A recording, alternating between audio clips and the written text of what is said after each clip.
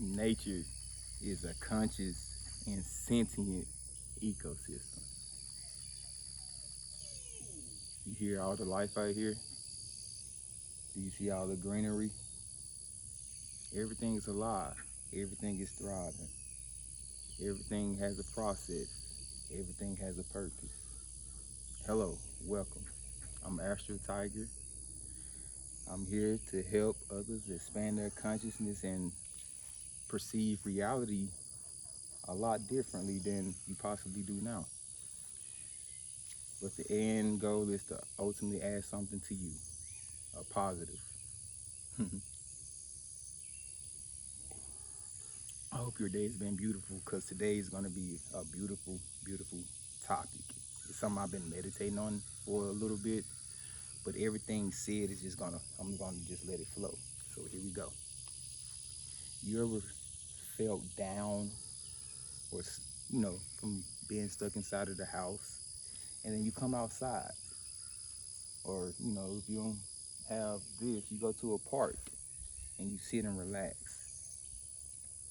And all of life worries, or the artificial worries, as I call them, societal worries, they tend to just dissipate. They leave your consciousness like something just poured water over your soul and just cleanse you. That's what nature does. That's what the plants do. Right now I'm reading the book, The Secret Life of Plants. And yes, I'm very connected to plants. I would consider myself to have a green thumb and so forth. And I knew plants have a way of communicating, but I've learned that plants are telepathic. They're loving and empathetic. They're very empathetic, actually. Plants do not like when anything living is harmed. They react to it. And because I just started reading The Secret Life of Plants, it's a book that's we're really gonna dwell on it because it's helping me understand a lot more of reality. We're humans, but we often see everything as we feel like we should see it. Because something doesn't verbally talk, it cannot talk. Because something cannot walk on 2 feet or move from place to place, it cannot move. That book states that plants, they move, but they just don't move at a pace that we take the time to actually observe them. But if you actually sat outside on a regular basis and observed a plant, you see that they actually move. Maybe we move too fast. Maybe we should just slow down and appreciate a little bit of life. So right here I have a gourd plant next to me, and there are a few tendrils. These tendrils, I see them, now that I have an understanding of the plant, I see them as fingers. And yesterday I did a little test because these little fingers, they like to wrap up. They're like a vine, but they wrap up with some intelligence once they reach a point and they grab and they wrap up. And it made me wonder, society has made it seem as if plants are just, they can't move, they're just there. They've been here before us, experiencing this reality before us. And yet we treat them like a side object. Plants have souls. Animals have souls. These trees, they have souls. They communicate with one another. They communicate with us. Those thoughts, sometimes when we're in nature, those positive thoughts, you're asking, well, where did it come from? Where does positive feeling come from? Maybe that tree or that plant just want to love you because you need it, because you haven't experienced love. What is sentient? We perceive sentient as, like I said, something that's humanoid, something that can respond back when we talk to it. But sentience is basically something that is conscious, aware of itself, aware of its environment, and able to determine its destiny. These plants are aware. They communicate with the bees. They communicate with the pests. When the pests are on them, consuming them, they communicate with the predators of those pests.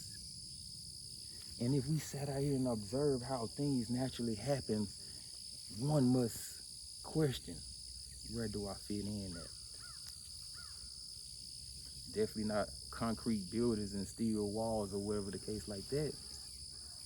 Guess where we from? And yes, there are things that eat me up, but guess what? We got to adapt. Because me adapting to the challenges of reality makes me appreciate. Just last year, I was scared of many things. I had so much fear. But now I don't have fear. I'm integrated.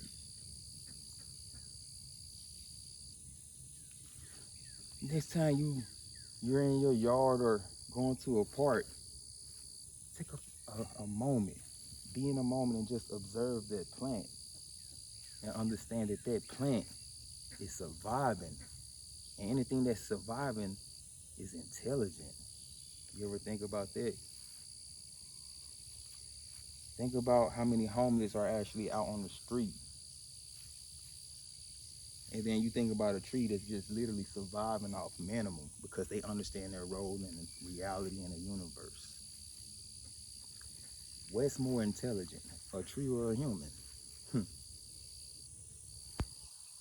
The tree is fulfilling its purpose.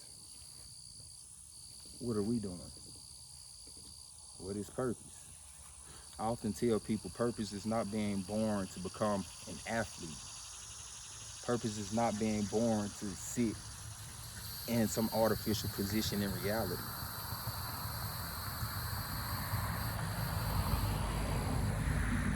Yes, society can help you fulfill your purpose, but purpose is not to be a society, the matrix, or whatever you want to call it, the system that's been set so you can just be born, live through it, and go on. See, nature don't work like that. It's levels to nature.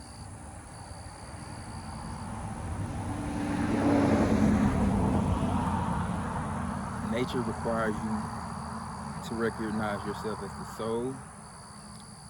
Nature requires you to produce the right thoughts. And nature requires you to produce the right body. Society is going to feed you